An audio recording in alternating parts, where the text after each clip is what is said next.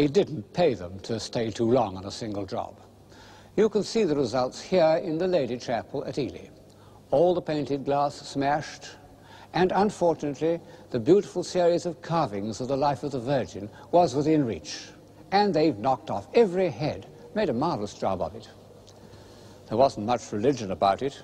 It was an instinct to destroy anything comely, anything that reflected a state of mind that ignorant people couldn't share.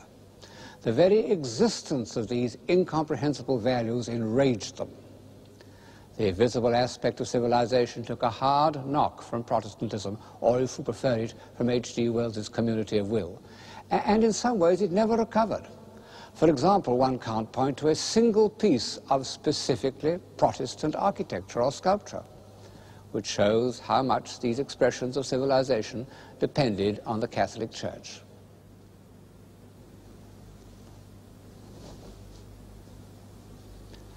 But it had to happen. If Western civilization was not to wither or petrify, like the civilization of ancient Egypt, it had to draw life from a larger area than that which had nourished the intellectual and artistic triumphs of the Renaissance. And ultimately, a new civilization emerged. But it was a civilization not of the image, but of the word. Luther gave his countrymen words. Erasmus had written solely in Latin.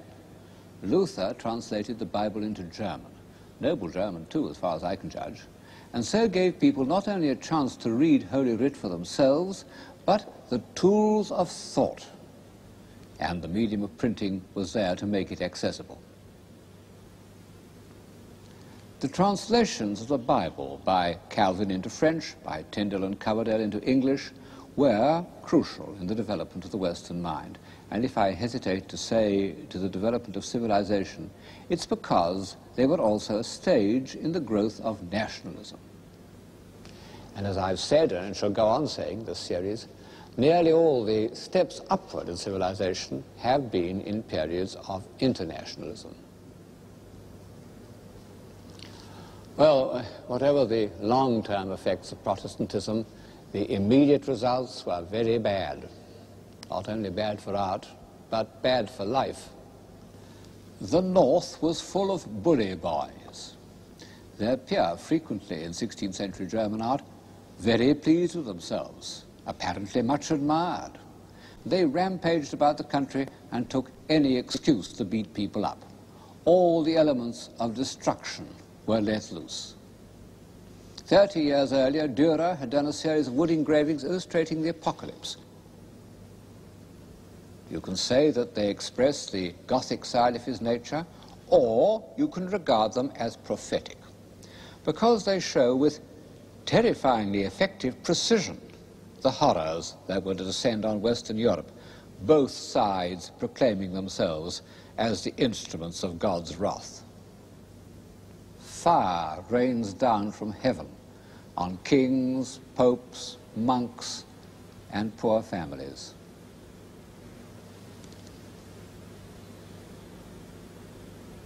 And those who escape the fire fall victim to the avenging sword. It's a terrible thought that so-called wars of religion, religion of course being used as a pretext for political ambitions, but still providing a sort of emotional dynamo, that wars of religion went on for 120 years and were accompanied by such revolting episodes as the massacre of St. Bartholomew. What could an intelligent, human, open-minded man do in mid-16th century Europe?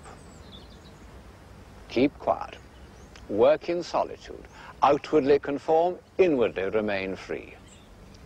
The wars of religion evoked a figure new to European civilization, although familiar in the great ages of China, the intellectual recluse. Petrarch and Erasmus had used their brains at the highest level of politics. They had been the advisors of princes. Their successor, the greatest humanist of the mid-16th century, retreats into his tower. It was a real tower, not the ivory tower of cliché language. This man who retreated into his tower was Michel de Montaigne. He was a fairly conscientious mayor of Bordeaux, but he refused to go any nearer to the center of power. He preferred his tower, where through his window, in his own words, he enjoyed a far-extending, rich and unresisted prospect.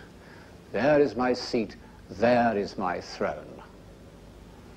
He was born in southern France in 1533. His mother was a Jewish Protestant, his father a Catholic.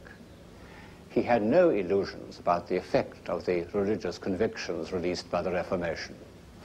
He said, in trying to make themselves angels, men transform themselves into beasts. But Montaigne was not only detached from the two religious factions, he was slightly skeptical about the Christian religion altogether. He said, I would willingly carry a candle in one hand for St. Michael and in the other for his dragon. Actually, he was thinking of a picture of his patron saint that hung in this room. His essays are as crammed with quotations as are the tracts of the warring priests. But instead of being texts from the Bible, they are quotations from the authors of Greece and Rome, whose works he seems to have known almost by heart. He had his favorite quotations written on the beams of his study. And the one above my head says, Homo sum humani a me nihil alienum puto. I am a man, and think that nothing human is foreign to me. He used these texts, as the Reformers had used the Bible, to find out the truth. But it was a concept of truth very different from that which serious men had sought in Collett's sermons or Erasmus's New Testament. It involved always looking at the other side of every question, however shocking, by conventional standards, that other side might be. Burning a candle both to St. Michael and his dragon. It was a truth that depended on the testimony of the only person he could examine without shame or scruple, himself. In the past, self-examination had been painful and penitential. To Montaigne, it was a pleasure. But as he says, no pleasure hath savour unless I can communicate it, and in order to do so, he invented the essay, which was to remain the accepted form of humanist communication for 3 centuries. These self-searchings really marked the end of the heroic spirit. As Montaigne says, sit we upon the highest throne in the world, yet sit we only upon our own tails. The strange thing is that people on high thrones didn't resent Montaigne. On the contrary, they sought his company. Had he lived, his friend Henry IV might have forced him to become Chancellor of France. But he preferred to remain here, in his tower.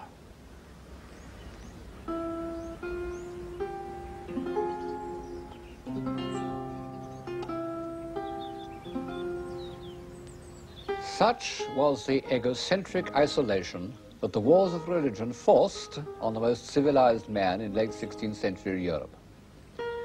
But there was one country in which, after 1570, men could live without fear of civil war or sudden revenge, unless they happened to be Jesuit priests: England. England, which was almost untouched by the visible signs of the Renaissance, which had little painting and no sculpture, but had developed a fantastic architecture of its own.